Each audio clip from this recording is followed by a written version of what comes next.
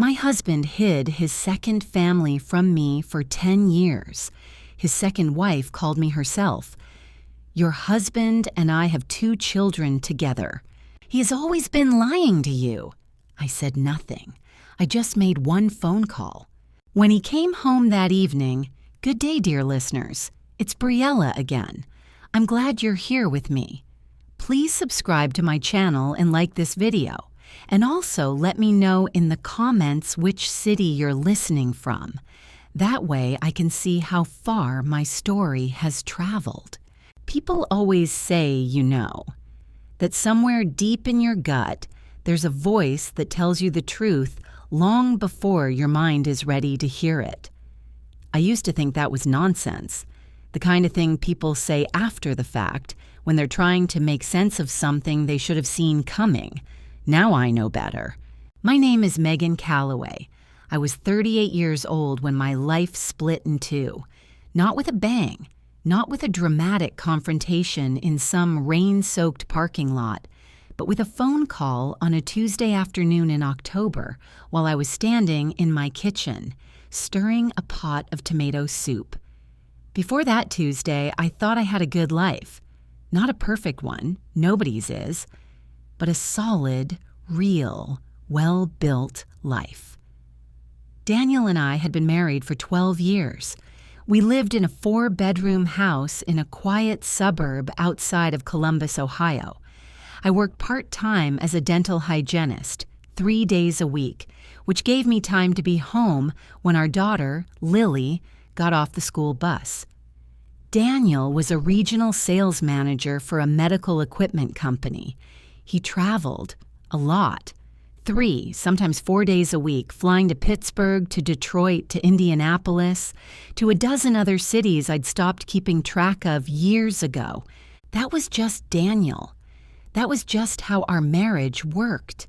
He was charming. The kind of man who remembered your coffee order and made you feel like the only person in the room. He remembered our anniversary every year without being reminded. He coached Lily's soccer team the 2 seasons he was home enough to do it. He fixed things around the house on weekends. He called me every night he was away without fail at 9 o'clock. Every single night, 9 o'clock.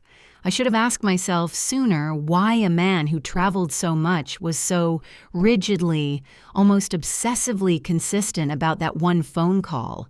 But I didn't, because I didn't want to. The warning signs didn't arrive all at once. They crept in slowly, the way cold air seeps under a door. 2 years before the phone call, Daniel started keeping his personal cell phone face down on every surface. I noticed it the way you notice a picture that's been moved slightly on a wall. Something feels off, but you can't say exactly what. I told myself he was just private. Some people are. Then there were the receipts. I found one in the pocket of a jacket I was dropping off at the dry cleaner.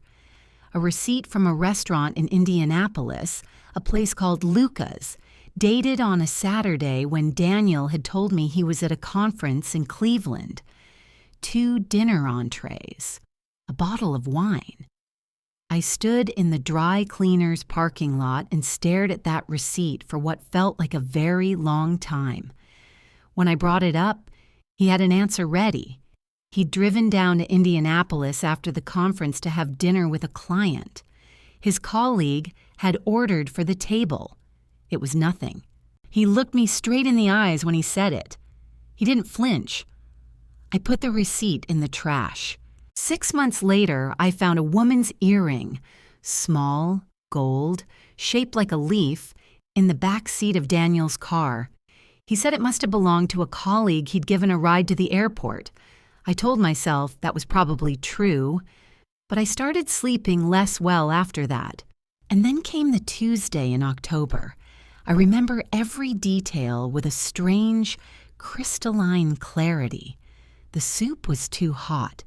The afternoon light was coming in at that low autumn angle that makes everything look a little sad. Lily was upstairs doing homework. The phone rang, an unknown number, a Columbus area code. I almost didn't answer. Is this Megan Calloway? The voice was a woman's. Calm. Too calm. The kind of calm that takes enormous effort to maintain. Yes, I said. Who is this? A pause. Then, my name is Christina Harwell. I think we need to talk. Another pause, shorter this time. I've been married to your husband for 8 years. We have 2 children together, a boy and a girl. He told me you were his ex-wife, that you'd been divorced for years. The spoon I was holding hit the floor. I didn't speak. I couldn't. He's been lying to both of us, she said. Her voice cracked slightly on the last word, and that crack told me she was telling the truth. You can't fake that particular sound. I found your name on his insurance documents. I didn't know you existed until last week. I stood in my kitchen, in my house, in my life, and felt the floor shift beneath me. I'm sorry, she said. I know this is... Thank you for calling, I heard myself say. I ended the call. I set the phone down on the counter very carefully, as if it were made of glass. Then I turned off the burner under the soup. I walked to the window and looked out at the backyard. At the oak tree, at the tire swing Daniel had hung for Lily 3 summers ago, at the garden bed I'd planted with tulip bulbs just last weekend, and I made one phone call. Not to Daniel, not to my mother, not to a friend, to the one person who could help me do what I had already decided to do. When Daniel came home that evening, I had dinner on the table.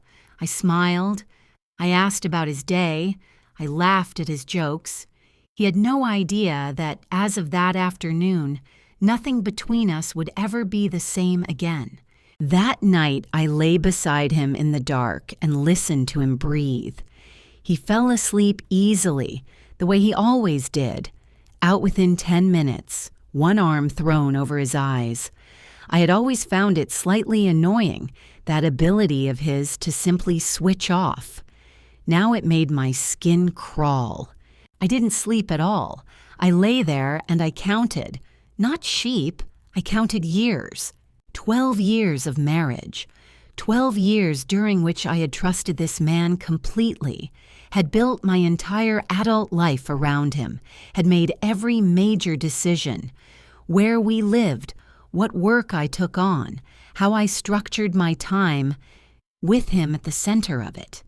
I had turned down a full-time position at the dental office 4 years ago because Daniel had said he needed me home more, that Lily needed a parent consistently present, that we didn't need the money. I had said yes because I believed in our life together. What had I actually been saying yes to? By 3 a.m, I had moved past the shock and into something colder and more functional. Fear was there. I won't pretend it wasn't. There is something deeply frightening about the moment you realize that the structure you've been living inside is built on nothing. But fear, I discovered, can be a very clean fuel. How much did I actually know? That was the first question. I knew Daniel had a second wife named Christina Harwell. I knew they had 2 children. She'd said a boy and a girl, though she hadn't given their ages. I knew they were in Columbus because the number had been a local area code. I knew Daniel had told her I was his ex-wife, which meant he'd had a cover story prepared, a detailed, maintained, long-running cover story. That doesn't happen by accident. That is a project. That takes planning. The 9 o'clock phone calls. God, the 9 o'clock phone calls. Every night, without fail. I had thought it was love. It was logistics. He was checking in with me from wherever he actually was, so that I would have no reason to call him at an unexpected hour and discover he was somewhere he shouldn't be. How many of those business trips were actually nights spent in another house, another bed, with another family? I got up at 4 in the morning, went to the kitchen, and made coffee. I sat at the table with a legal pad and a pen, and I started writing down what I needed to know and what I needed to do. First, finances. I had been managing our household accounts for years. Grocery bills, utilities, Lily's activities, home maintenance. But Daniel controlled the joint savings account and his business accounts. I had no idea how much money we actually had or what he had been spending on a second household for 8 years. A second mortgage, a second set of car payments, 2 children's expenses. The numbers, when I tried to imagine them, made my head ache. Second, legal standing. Ohio is an equitable distribution state. I knew that much.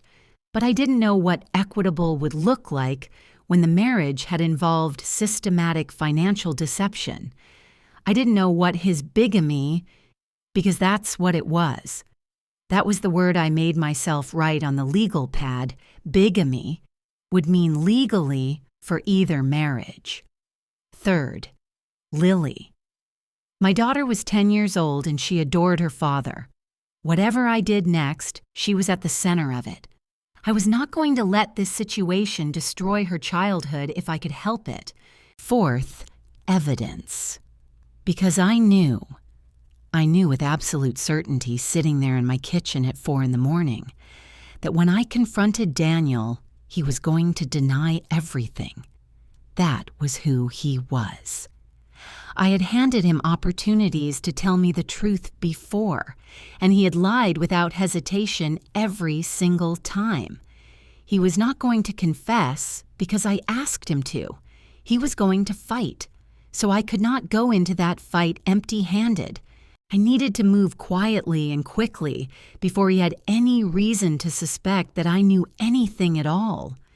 The call I had made the previous afternoon, right after hanging out with Christina, had been to my cousin Rachel, who was a paralegal at a family law firm in Columbus. I hadn't told her everything over the phone. I'd simply said I needed to meet with a divorce attorney as soon as possible, and that it was urgent, and that I needed her to keep it between us. Rachel, who had never liked Daniel, had asked no questions and had an appointment scheduled for the following Thursday. That was my first foothold. The rest of the plan built itself out in layers over the next 2 days. I went about my normal routine with what I can only describe as a kind of eerie steadiness. I dropped Lily at school, I went to work on Wednesday, I came home, I made dinner. I listened to Daniel talk about a client in Pittsburgh, a delayed flight, a hotel with bad Wi-Fi. I nodded. I laughed in the right places, and inside, I was building. I needed access to documents, bank statements, tax returns, any paper trail that would tell me what our actual financial picture looked like. I knew Daniel kept files in the small cabinet in his home office, the one that was usually locked, but for which I had seen him use a small silver key on his keyring. That key had always been there. I had never thought to wonder what it opened. On Thursday morning, while he was in the shower, I found the key. I didn't open the cabinet yet, I just looked at it. I pressed it between my palms for a moment, felt the weight of it put it back. But now I knew what door I could open when I was ready, and I was nearly ready. The appointment with the attorney was in 3 days. I would go in armed with questions, and if I could manage it, with some preliminary documents. By the time Daniel came home that Thursday evening, kissed me on the cheek and asked what was for dinner, I already knew the general shape of what I was going to do. I just needed proof. The law office of Patricia Howe was on the 4th floor of a glass building downtown, the kind of place designed to feel serious without feeling cold. I sat across from Patricia. A woman in her 50s with reading glasses pushed up on her head, and the particular manner of someone who had heard every version of every marriage story and was no longer surprised by any of them. And I told her everything. I told her about the phone call, about Christina Harwell, about the receipts and the earring and the 9 o'clock calls, about the locked cabinet and the silver key. Patricia listened without interrupting. When I finished, she was quiet for a moment. "Has he been legally married to this other woman?" she asked. "She said 8 years," I said. "We've been married 12. Patricia wrote something on her notepad. "Then technically, only your marriage is legally valid. Hers is not. But that doesn't make your situation simple." She looked up at me. "He's potentially committed bigamy, which is a criminal offense in Ohio. Whether you want to pursue that separately from the divorce is a decision you'll need to make. But first, do you have access to any financial documents? Tax returns, bank statements, anything that shows a full picture of your marital assets?" I told her about the cabinet. "Don't break the lock," she said. "If you have access to the key, use it. What you find in a shared marital home is generally accessible to you legally. Document everything. Photographs, copies, don't move or remove originals." Rachel, sitting beside me, squeezed my hand once. I drove home that afternoon feeling something I hadn't expected. Clarity. The kind of clarity that comes when you stop waiting for things to make sense on their own and decide to make sense of them yourself. Daniel was in Pittsburgh that week, or so he said. The house was empty except for Lily, who was at her friend's after school until 5. I had 2 hours. I went to the home office. I found the key on the ring in the kitchen drawer where Daniel always left it. My hands were entirely steady. I noticed that and was almost surprised by it. I had expected them to shake. The cabinet held 4 years of personal financial files, tax returns, bank statements for 2 accounts I hadn't known existed, one a business account, one a personal savings account in Daniel's name only, separate from our joint accounts. There were payment records for a mortgage, an address on Birchwood Lane in Westerville, about 20 minutes from our house. 20 minutes. He had maintained a second household 20 minutes from our front door. I photographed everything, every page, the mortgage statements, the bank records, the deposits that came in from his company's expense reimbursements I had never seen reflected in our joint account. And then I found it.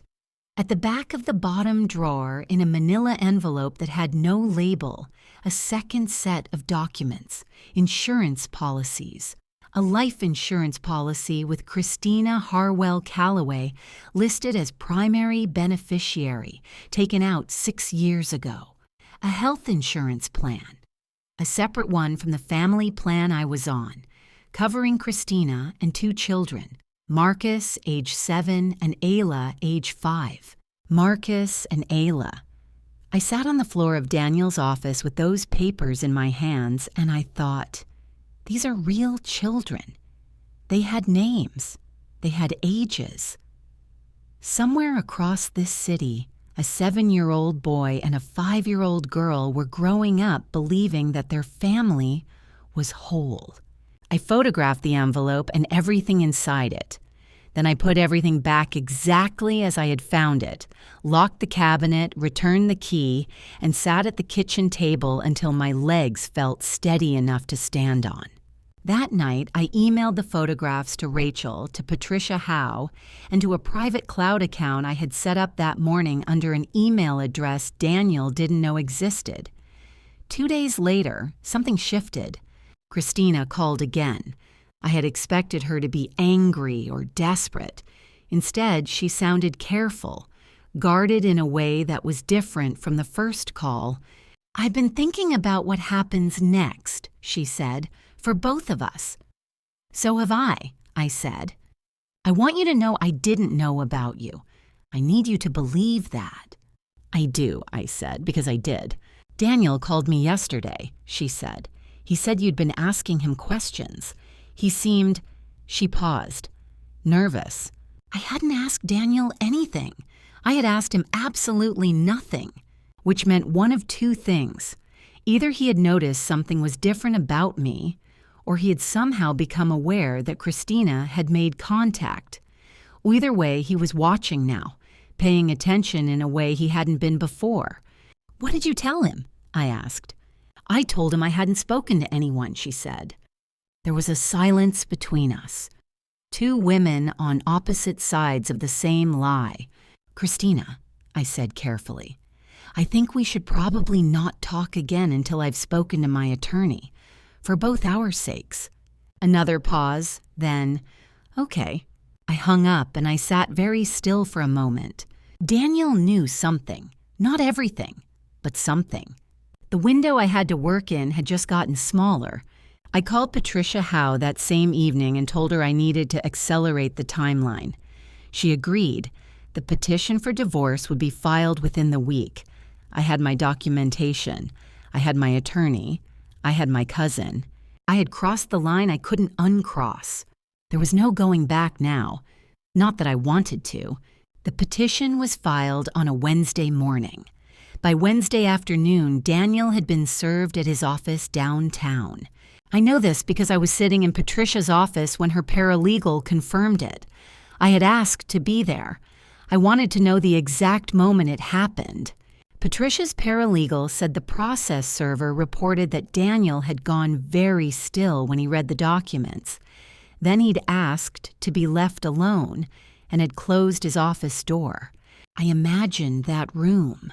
I imagined him standing there with the papers in his hands, finally understanding that I had known, not suspected, known.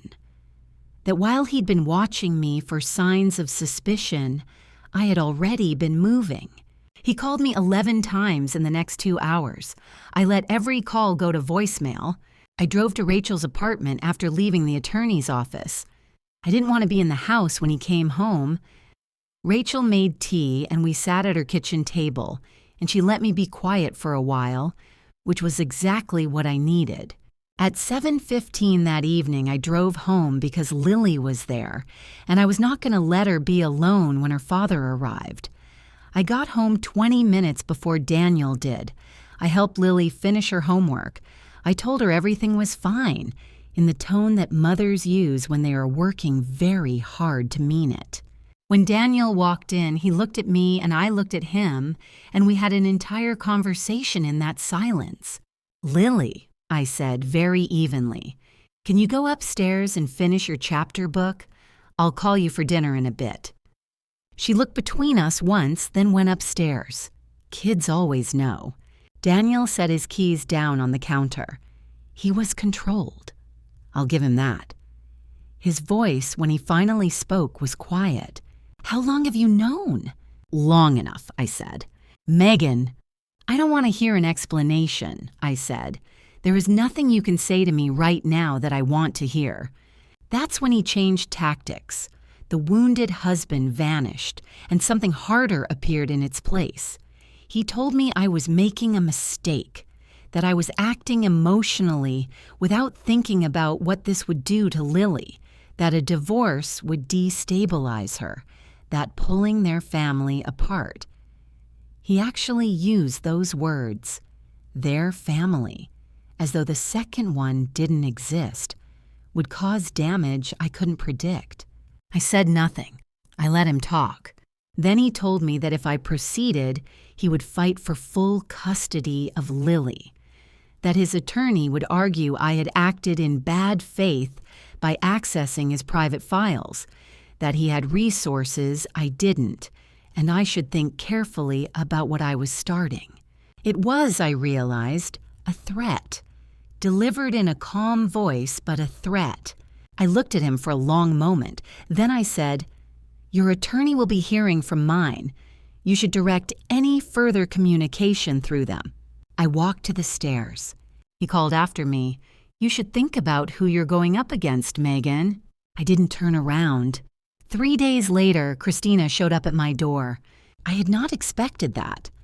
I stood in the doorway and looked at her. A woman I'd never met who had my husband's children, who'd been lied to just as thoroughly as I had. And I tried to figure out what she wanted. She was younger than me by about 4 years. Dark hair, tired eyes. She looked like someone who had been crying recently and had decided to stop.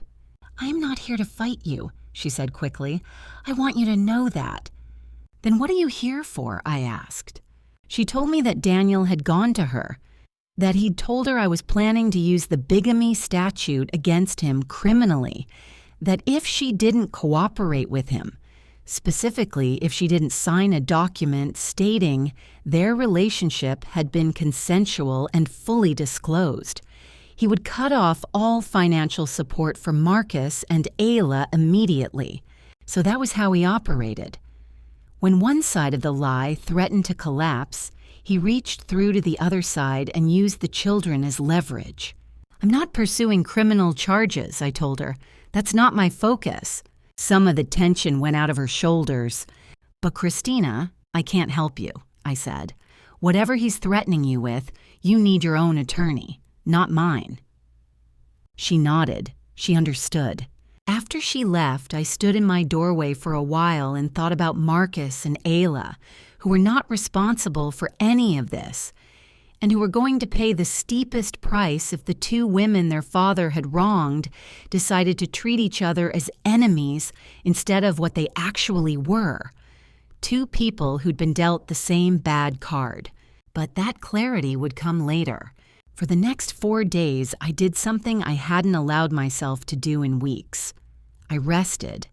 Rachel came over one afternoon and we watched movies and ordered pizza, and I let myself be a person who wasn't in the middle of a war. I took Lily to the apple orchard on Saturday, just the two of us, and watched her run between the trees and let the October air fill up my lungs. I was not okay, but I was going to be. And when I went back to the fight on Monday morning, I was steadier than I had been before. The attempts at persuasion began the following week, and they came in layers. Daniel first, then Christina, and then, almost comically, Daniel's mother, Sandra, who flew in from Arizona without warning and appeared on my doorstep with a casserole dish and a look of practiced concern.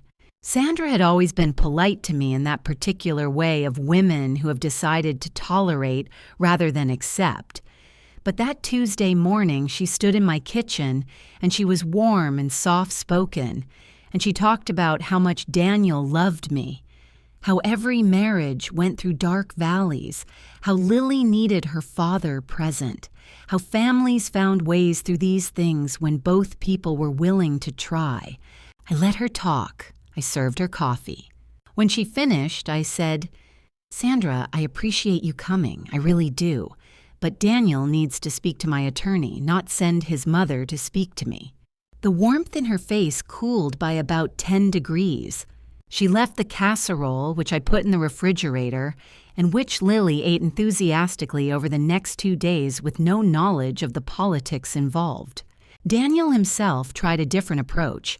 He started texting me, long, carefully composed texts that began with acknowledgement, "I know I hurt you," and moved quickly into negotiation. "But we can find a way through this that doesn't destroy everything we've built." He didn't text me once in those messages about Christina or Marcus or Ayla. They existed in those texts as a kind of void, a thing he had done that he was prepared to acknowledge only in the abstract, never by name. I read each text once and forwarded it to Patricia. What struck me, what I kept coming back to lying awake at night, was the absence of actual remorse in anything he said. There was regret. Yes, there was strategic regret, the kind that functions as a tool rather than an emotion. But nowhere in 11 texts over 4 days did he say, without qualification, I am sorry for what I did to you. It was always, I'm sorry this happened, or I'm sorry things turned out this way. The passive construction, the thing that occurred, as though the decade of deception had befallen us both equally, like weather. I had made 2 very important phone calls during those 4 days of rest. The first was to my friend Diane, who had been my closest friend since college, and who lived 20 minutes away, and who arrived at my door 45 minutes after I called her, and who held my hand at the kitchen table and said very simply, "Tell me everything." And I did. And she didn't try to fix it or reframe it or find the silver lining. She just listened. And when I finished, she said, "What do you need me to do?" Which is the only correct response. The second call was to a therapist named Dr. Alicia Monroe, who'd been recommended to me by Patricia's office and who specialized in high-conflict divorce and trauma. I had resisted the idea of therapy for the first 2 weeks, not because I was opposed to it, but because I was afraid that if I sat down and talked to someone specifically trained to draw out what I was feeling, I would fall apart completely at a moment when I couldn't afford to. My first appointment with Dr. Monroe was on Friday morning. I sat in her office, small, warm, plants on every windowsill, and I talked for 50 minutes. And she listened in a way that was different from Diane's listening, more structured, and at the end she said, "You've been holding this with extraordinary composure.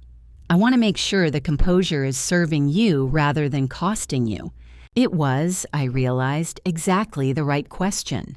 Over the following sessions, we went to twice weekly almost immediately. She helped me understand something that I had felt but couldn't quite name, that my steadiness in the face of all of this was not the absence of emotion. It was the organization of emotion. I was not numb. I was not in denial. I was angry and frightened and grief-stricken, and I was choosing consciously to let those feelings exist in a contained space where they fueled rather than consumed me. That distinction mattered more than I can say. Diane told a mutual friend of ours carefully, discreetly, and that friend told me she was there if I needed anything. My neighbor Karen, who had always been friendly but with whom I'd never been particularly close, noticed that Daniel's car wasn't in the driveway and asked gently if everything was all right. I told her enough of the truth to explain the situation without turning it into a neighborhood event. She offered to take Lily after school on the days I had attorney meetings, and I said yes. I was building a net, quietly, deliberately, one knot at a time. And Daniel could see it happening. Not the specifics. He didn't know about Dr. Monroe or what Diane knew or what I'd said to Karen, but he could sense that I was not isolating, was not falling apart, was not the kind of collapsing woman a certain type of man counts on when he wants to negotiate from a position of strength. Christina, I later learned, had gone quiet. She'd taken my advice and retained her own attorney, a decision that seemed to have alarmed Daniel considerably more than anything I had done. 2 people who'd been wronged by the same person, both refusing to be managed. I could almost hear his careful calculations starting to come undone. Good. On the 3rd Thursday of November, Daniel came to the house. He had texted ahead, or rather, his text said he wanted to talk, just talk, as 2 adults who have a daughter together, which was such a precise deployment of Lily's existence as a bargaining chip that I forwarded it to Patricia before I even replied. Patricia said, "You don't have to let him in, but if you want to understand what he's planning, it might be informative." I let him in. He had dressed carefully, not in his usual workday clothes, those had always read as professional authority. He was in a softer look, casual, a gray sweater, the kind of outfit that says approachable, reasonable, just a regular man. He'd brought nothing. No flowers, no wine, nothing that could be read as an obvious bid for sentiment. Just himself, hands in pockets, looking tired. We sat at the kitchen table. For the first 15 minutes, he talked about Lily, about how well she was doing in school, about the goal she'd scored at last weekend's soccer game, about how she'd asked him on the phone the night before when things were going to go back to normal. He talked about her with genuine love, I think. That was the hardest part. Whatever else Daniel was, he did love his daughter. But the fact that his love for Lily was real did not make his use of her in this conversation any less deliberate. She needs both of us, he said, fully present, not distracted by attorneys and paperwork and... Daniel, I said, tell me what you came here to say. He paused, reset. Then he laid it out. More honest now, or at least more direct. He said that the divorce proceedings, as currently filed, were going to be damaging to everyone involved. That the documentation I had submitted, he said, obtained, with a slight emphasis, as if he wanted to imply wrongdoing, was going to create a legal process that was public, expensive, and painful. That Lily would, inevitably, become aware of the details. I'm proposing a different path, he said. A structured agreement, fair split of marital assets, shared custody, reasonable support, no criminal proceedings, no press, no ugliness. Something that lets everyone move forward. He had a document with him in a folder he'd left in the front room. He slid it across the table. I did not pick it up. What does fair split mean? I asked. Fair based on the joint accounts I knew about or based on everything? He was quiet for a moment. I'm prepared to be transparent about the finances, he said. You have accounts I didn't know existed, Daniel. A savings account in your name. Reimbursements from work that never appeared in our joint account. 8 years of parallel household expenses. I kept my voice entirely even. How transparent are we talking? His jaw tightened. The proposal is on the table, he said. I think you should look at it before you make any decisions. I left the folder on the table. I'll have my attorney review it, I said. That's all I can tell you tonight. He held my gaze for a moment. And then, there it was, the thing underneath the soft sweater and the reasonable voice. He said, Megan, I want you to think carefully about how far you want to push this. You have a good life here. You don't work full time. Lily is in a good school. Some of what you've been building with Patricia Howe could take years, and it could cost far more, in every sense, than you're prepared for. I'm offering you a way to keep the parts of your life that work. The parts of your life that work, as though the parts I was dismantling had been working, as though the 12 years of architecture built on a lie were something I should try to salvage. I stood up. I think it's time for you to go, I said. His face did something complicated, a flash of something that might have been anger or desperation or both. And then he smoothed it back into controlled neutrality. He picked up the folder. He walked to the door. I hope, he said with his hand on the door frame, that you'll sleep on this. Good night, Daniel.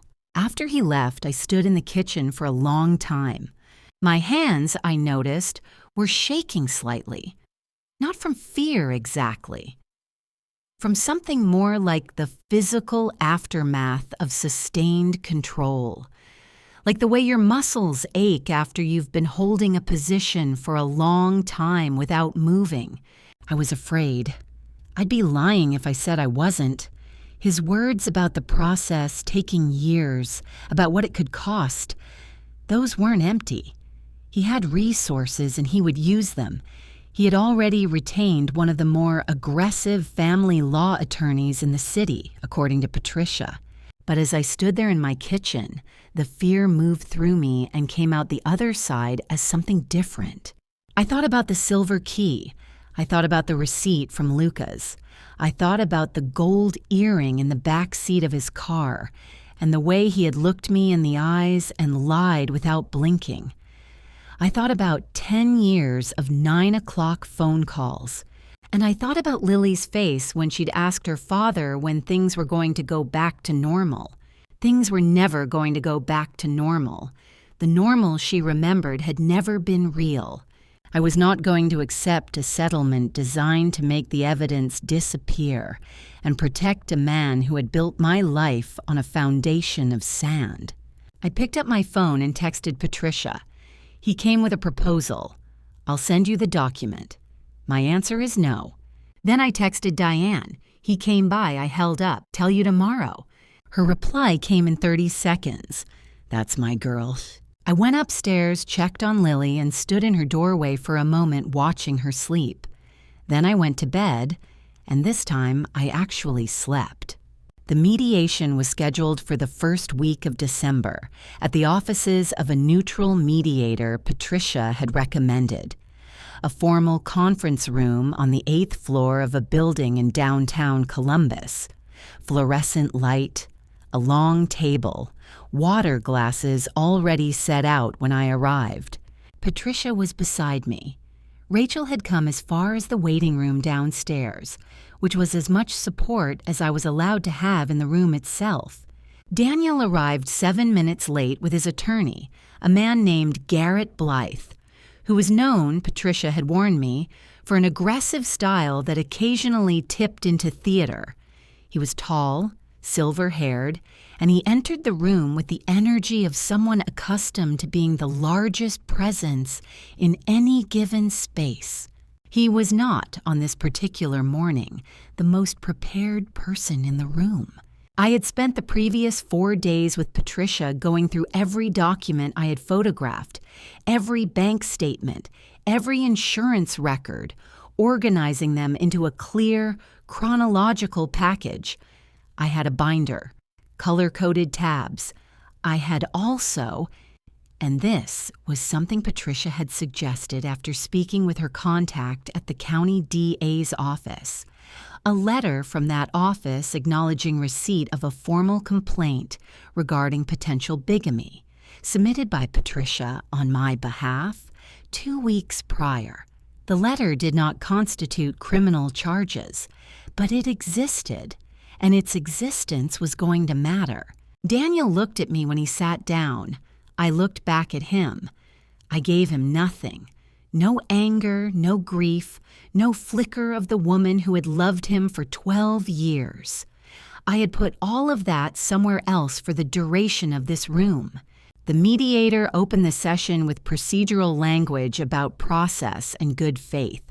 Then Patricia spoke. She laid out the financial picture first. The accounts Daniel had maintained separately. The parallel household, the mortgage on Birchwood Lane, the 8 years of expenses. She had a rough estimate now, based on the records I'd provided and cross-referenced with the property records Rachel had pulled, that represented marital assets funneled away from our joint household. She was calm and methodical, and she did not editorialize. The numbers spoke. Garrett Blythe interrupted twice with procedural objections. The mediator overruled both. Then Patricia introduced the insurance documents, the life insurance policy naming Christina Harwell Calloway as beneficiary, the health plan covering Christina and the children. Daniel, across the table, had gone very still. Blythe leaned over and said something in his ear. Daniel shook his head slightly, almost imperceptibly. "We'd like to address the characterization of these documents," Blythe said. "Mr. Calloway acknowledges the existence of a secondary relationship, but the financial arrangements—" "Secondary relationship," Patricia said, with a calm that was itself a form of precision. Mr. Calloway entered into a marriage ceremony with Christina Harwell in this county 8 years ago, while his legal marriage to my client was fully intact and uncontested.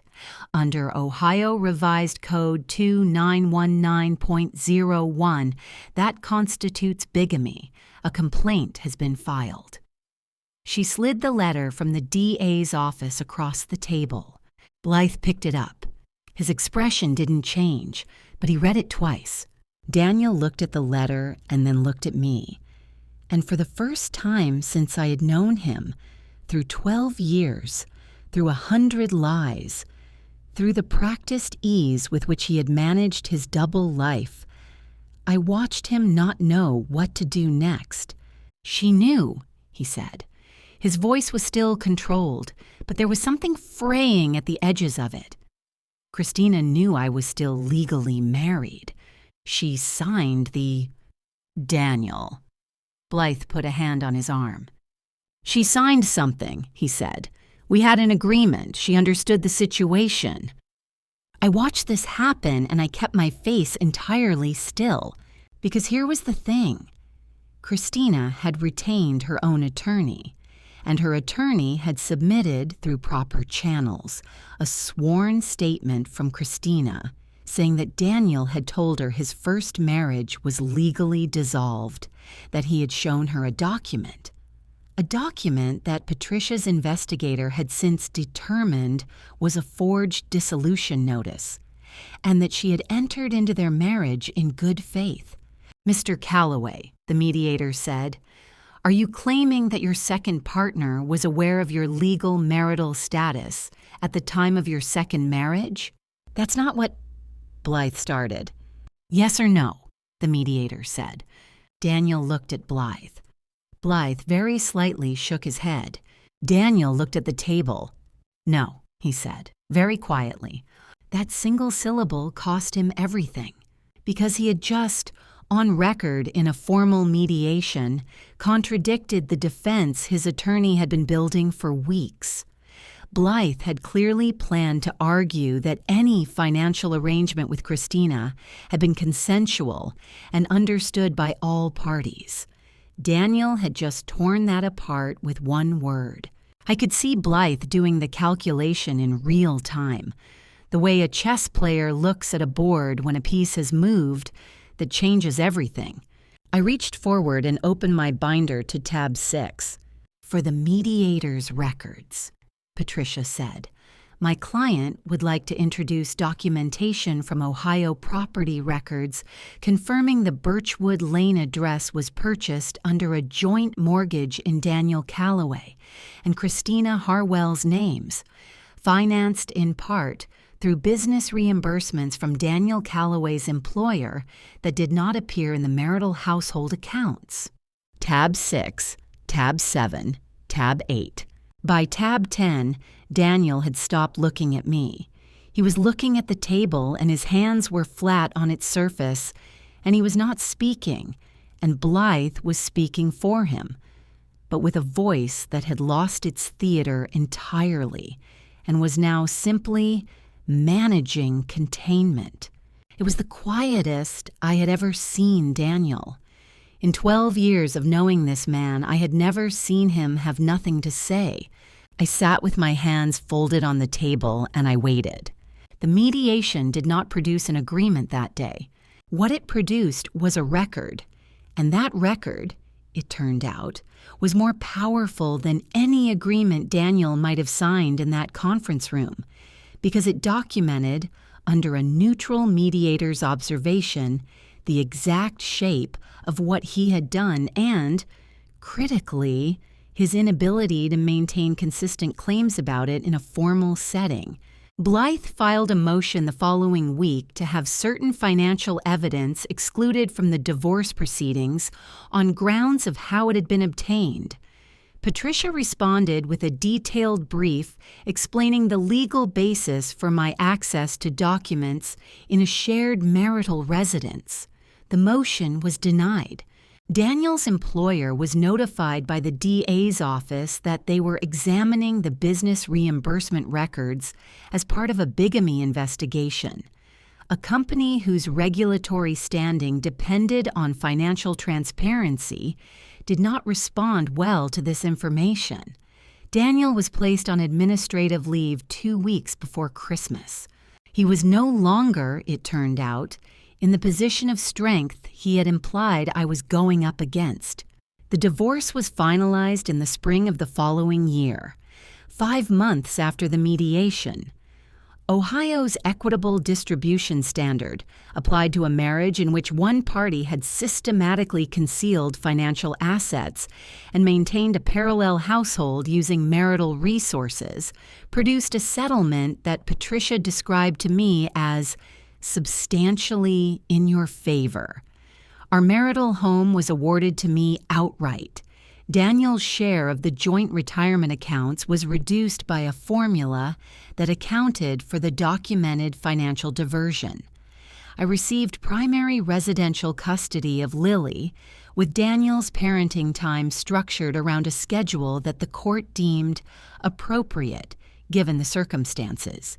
Lily's school fees were covered. Her soccer league was covered. Her life, as much as I could protect it, was covered. The bigamy case moved separately. I had not initiated it to punish Daniel, or not only for that reason. I had submitted the complaint because what he had done was not simply a private wrong. He had filed legal documents, forged a dissolution notice, and entered into a fraudulent marriage. These were not things that existed only between us. They had legal weight, and they required legal acknowledgement. He pled guilty to a reduced charge, a first-degree misdemeanor, in exchange for a suspended sentence, community service, and a period of probation. His attorney had argued effectively for leniency given the absence of prior record and the civil resolution already in place. The judge gave him the minimum. I was not in the courtroom for the plea. I didn't need to be. I read the outcome in an email from Patricia that evening, sitting in my kitchen with a cup of tea, and I felt something that I can only describe as a closing. Not satisfaction exactly, not the kind of triumphant feeling that appears in movies when the verdict is read. It was quieter than that. More like the feeling of setting down something very heavy that you've been carrying for so long you forgot you were carrying it.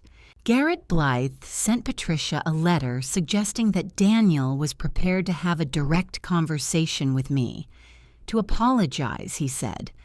Patricia asked me if I was interested. I thought about it for less than 30 seconds. No, I said. There was nothing he could say to me in a direct conversation that he hadn't already failed to say in the mediation room when the opportunity was in front of him, and the only thing standing between him and honesty was his own choice. His moment had come and gone. Lily knew some of it. Not the bigamy, not the criminal charge, not the details. She knew that her father had done something that had broken trust in a serious way, and that her parents were no longer going to be married, and that I was going to make sure she was taken care of, and that she would continue to see her father regularly. I held her through several crying sessions, and I answered her questions as honestly and as age-appropriately as I could. She was angry at him. She was sad. She was, in the way that 10-year-olds are, also remarkably resilient. She would be okay, I was sure of it.